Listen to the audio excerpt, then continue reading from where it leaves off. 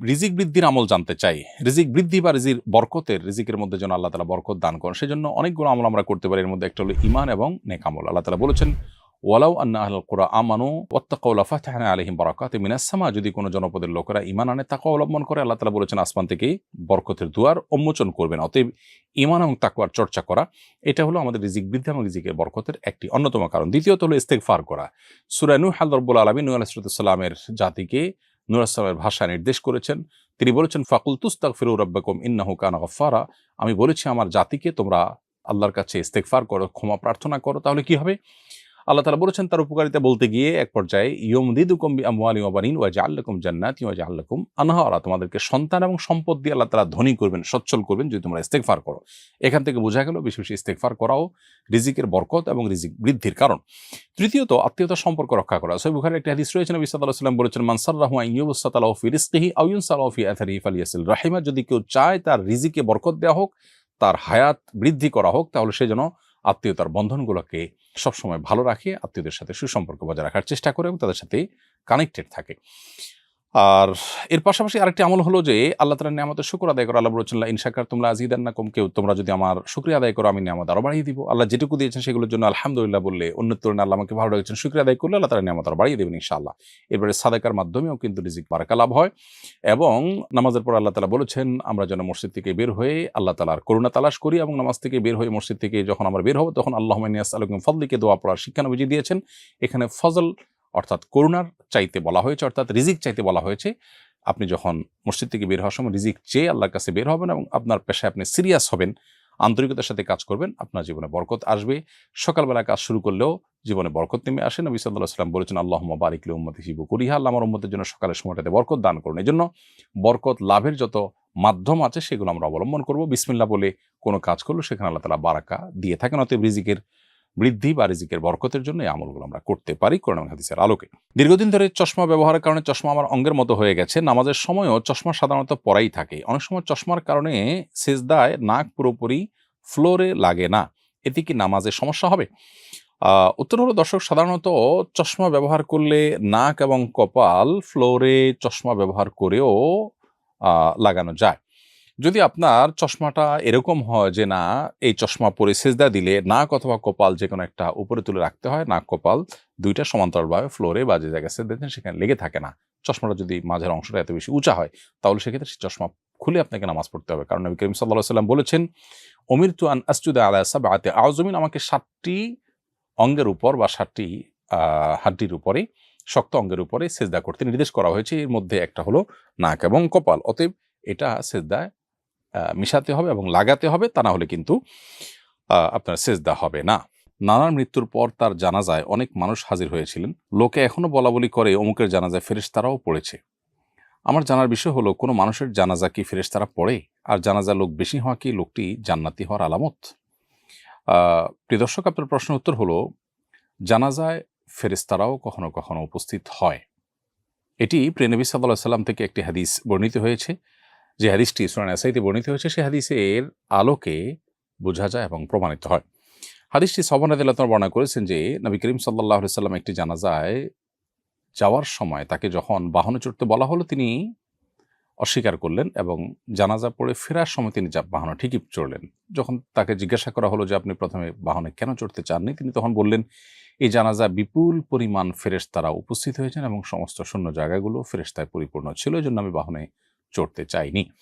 এ হাদিস থেকে পরিষ্কারভাবে বোঝা গেল যে জানাজায় ফেরেশতা উপস্থিত হতে পারে। মানুষের জানাজায় ফেরেশতা উপস্থিত হওয়াটা এটি অস্বাভাবিক কোনো বিষয় নয়। তবে প্রত্যেক মুসলমানের জানাজাতেই যে ফেরেশতারা উপস্থিত হয় এমনটি কিন্তু হাদিস থেকে বোঝা যায় না। এখান থেকে একটি বিশেষ ঘটনায় বোঝা যায়। অতএব বিশেষ কোনো ব্যক্তির ক্ষেত্রে তার মর্যাদা, আল্লাহর কাছে তার সম্মানের খাতিরে ফেরেশতারা তার জানাজায় শামিল হতে পারেন।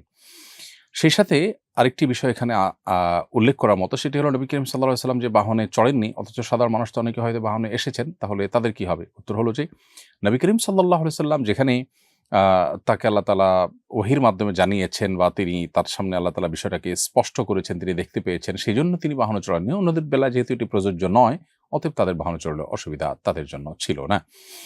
আর এই হাদিসের আলোকে বোঝা গেল যে আপনার নানার জানাজায় বিপুল পরিমাণ মানুষ হলে সেখানে কিছু ফেরেশতাও থেকে থাকতে পারেন। ফেরেশতা জানাজা উপস্থিত হলে তার দুটি রূপ হতে পারে। একটি হলো ফেরেশতাকে আল্লাহ রাব্বুল আলামিন জিনের মতো যেকোনো আকৃতি ধারণ করবার ক্ষমতা দিয়েছেন। ইসলামী আকীদা অনুযায়ী ফেরেশতারা যেকোনো আকৃতি ধারণ করতে পারেন। সেই হিসাবে তারা মানুষের আকৃতি ধারণ করে উপস্থিত হতে পারেন। আবার তারা বাতাসের সাথে মিশে যেতে পারেন, মানুষের চোখের আলোয় অদৃশ্য থাকতে পারেন জিনের মতো, যে তাদের উপস্থিতি মানুষ টের পাবে না। অতএব সেভাবেও তারা উপস্থিত হতে পারেন। ২ ভাবেই উপস্থিত হওয়ার সম্ভাবনা রয়েছে। আপনার নানার জানাজায় বিপুল পরিমাণ যে মানুষ হয়েছে তা হতে পারে। তারা সবাই সাধারণ মানুষ। কাকতালীয়ভাবে এটা হতে পারে। আবার আল্লাহর কাছে প্রিয় বান্দা হওয়ার কারণে বা মানুষের কাছে প্রিয় হওয়ার কারণে বেশি মানুষ উপস্থিত হয়ে থাকতে পারেন। আবার এর মধ্যে কিছু লোক ফেরেশতা থাকলেও থাকতে পারেন। বাকি এর কোনটিকে আসলে হলফ করে বলা কঠিন যে এখানে ফেরেশতারাই জানাজা পড়েছে এমনটি নিশ্চিত করে বলা মুশকিল। তবে জানাজায় মানুষ বেশি হলে এটি জান্নাতি হওয়ার আলামত এভাবে হাদিসে না আসলেও তবে এটি ভালো লক্ষণ হিসেবে হাদিসে উল্লেখ হয়েছে, যেটি মুসনাদ আহমদে বর্ণিত হয়েছে। আম্মা জানা আয়েশা রাদিয়াল্লাহু তাআলা বর্ণনা করেছেন যে নবী করিম সাল্লাল্লাহু আলাইহি ওয়াসাল্লাম ইরশাদ করেছেন, মা মিন মাইয়িতিন ইউসাল্লা আলাইহি উম্মাতুম মিনান নাস। কোন মানুষের জানাজা যদি অনেক মানুষ পড়ে, সে যুগে ১০০ মানুষ উপস্থিত হওয়াটা অনেক বিরল ব্যাপার ছিল। কারণ ১০০ মানুষের সমাগমটাও একটা এলাকাতে, একটা জনপদে অনেক বড় বিষয় ছিল। তো সেই ফিগারটা উল্লেখ করে আয়েশা বর্ণিত হাদিস নবী সাল্লাল্লাহু আলাইহি ওয়াসাল্লাম বলেছেন যে এরকম অনেক মানুষ উপস্থিত হয়ে ১০০ মানুষ উপস্থিত হয়ে যদি তার জন্য সুপারিশ করে, তাদের সুপারিশ গ্রহণ করা হয়। তার মানে বেশি মানুষ মুসলমানদের জানাজাতে শামিল হলে কোনো ব্যক্তির, সেটি তার পক্ষে আল্লাহ তাআলার দরবারে যে সুপারিশ করা হয় সেটি কবুল হওয়ার লক্ষণ বা আলামত। এটি সৌভাগ্যবান মানুষের একটি চিহ্ন বলা যেতে পারে। তবে চিহ্ন বা আলামত দিয়েই সবসময় মানুষের চূড়ান্ত ফয়সালা করা যায় না। আমরা শুধুমাত্র সুধারণা করতে পারি। এরপরে প্রশ্ন হলো, মোজার উপরে মাসা করার বিধান জানতে চাই। কি ধরনের মোজার উপরে মাসা করা যাবে? একবার মোজা পরে কতদিন মাসা করা যাবে? এর উত্তর হলো যে মোজার উপরে মাসা করার এই বিধানটি আহলে সুন্নাত জামাতের একটি আলামত।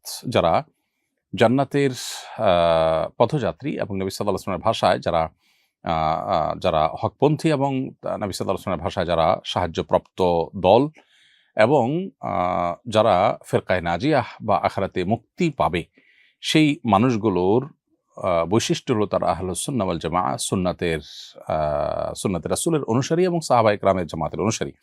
তাদের একটা বৈশিষ্ট্য হলো তারা মুজার উপরে মাসা করাকে জায়েজ মনে করে। অর্থাৎ একজন মানুষ পূর্ণাঙ্গ ওযু করার পর, যে ওযুতে হাত মুখ ধুয়েছেন, পাও ধুয়েছেন, মাথা মাসাই করেছেন, পূর্ণাঙ্গ ওযু হয়েছে, ওযু অবস্থায় তিনি যদি মুজা পরেন এবং সেটা পরে তিনি যদি ২৪ ঘন্টা পর্যন্ত এটা পরিধান করা অবস্থা থাকেন, না খোলেন, তাহলে এর মধ্যে যতবার তিনি ওযু করবেন, পাও ধোয়ার জায়গায় পাও না ধুয়ে ভিজা হাত পায়ের উপরে মুজার উপরে মাসাহ করে নিলেই হবে। উপরের অংশে শুধু একটু টেনে নিলেই চলবে, ২ পায়ে ২ বার ২ হাত দিয়ে। তো এইভাবে যদি আমরা মাসা করি তাহলে ইনশাআল্লাহ মুজার উপরে মাসাহ করা হয়ে যাবে। কিন্তু এই মুজাটি ফুকাহে হানাফির মতে চামড়ার মোজা হতে হবে, অথবা কাপড়ের মোজা হলে এমন কাপড়ের মোজা হতে পারে যেটা চামড়ার মোজার মতোই পারপাস সার্ভ করে, যেটা পরে ৩ মাইল পর্যন্ত হাঁটা যায়, বহুদূর পর্যন্ত হাঁটা যায়। অথবা এবং সেই সাথে মোজার উপরে যেরকম চামড়া মোজার উপরে পানি দিলে যেরকম পায়ে লাগে না, এই মোজার উপরে পানি দিলে এটা পায়ে লাগবে না। আজকাল যে সমস্ত আপনার সুতার মোজা পাওয়া যায় বা কাপড়ের মোজা পাওয়া যায়, সে সমস্ত মোজাগুলো আসলে এই পারপাস সার্ভ করে না। এই জন্য ফুকাহে হানাফির মতে এই মোজার উপর মাসা করা চলবে না। যদি এ সম্পর্কে সৌদি আরব উলামা ইকরাম বা হাম্বলী মাযহাবের উলামা ইকরাম তাদের মত ভিন্ন, তারা মনে করেন যে এই মোজাগুলোর উপরে মাসা করা চলবে। আর মাসাটা আমরা যখন নিজ ঠিকানায় থাকবো তখন ২৪ ঘন্টা পর্যন্ত আমরা মাসা করতে পারবো। আর যদি সফরে থাকি তাহলে ৩ দিন ৩ রাত পর্যন্ত মাসা করা যাবে। এবং এটা শীত গরম সব মৌসুমে করা যাবে এবং মাসা করার কারণে কোনো সওয়াবের কমতি হবে না। অতএব পবিত্র অবস্থায় মোজা পরার পর আমরা এই মাসা করার সুবিধাটা পাবো এবং এটার মেয়াদ শেষ হয়ে গেলে আবার মোজা খুলে পূর্ণাঙ্গ উজু করে আবার আমরা চাইলে মোজা পরে তার উপরে যতবার উজু করবো মাসা করে নিলে চলবে পায়ে ধোয়ার পরিবর্তে। আস-সুন্নাহ ফাউন্ডেশন, উম্মার স্বার্থে সুন্নাহর সাথে।